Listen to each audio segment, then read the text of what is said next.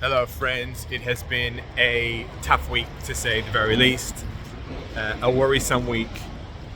I'm sure everyone's spoken to friends and family over in Israel, and our hearts and minds continue to be with them in our prayers for their well-being and the well-being of Eretz Yisrael, Eretz HaKodesh, and all of our brothers and sisters there and around the world.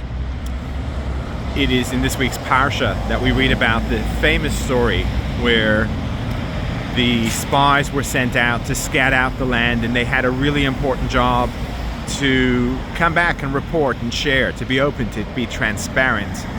And so much ink has been spilled over this particular story and where their fateful error was. And I reflect on that and see so many parallels to the moments that we're experiencing now.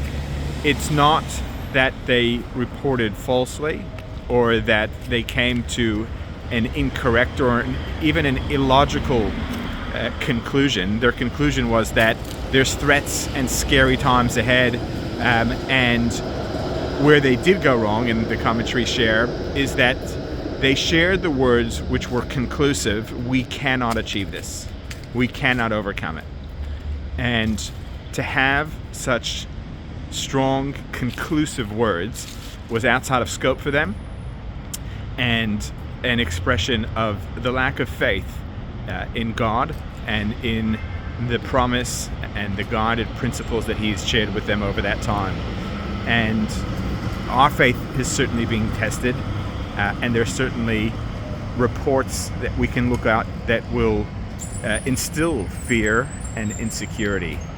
But if there's an inspirational message to take from this week, it's to look back at the Meraglim, at the spies, and at the mistakes that have been made over time, which is to have those conclusive outcomes and say that it's impossible and it cannot be done, and learn from those mistakes and do better.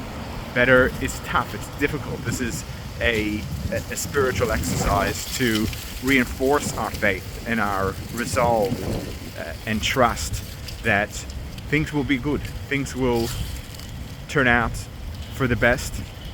And it's an investment of our time and effort and emotional mind frames that will help contribute towards that outcome. So continue your prayers, continue your good wishes, and continue all the wonderful, tangible things that we're able to do to help for a positive and good outcome here. Shabbat Shalom, Am Yisrael Chai, and may the soldiers and armed forces have every success in their missions.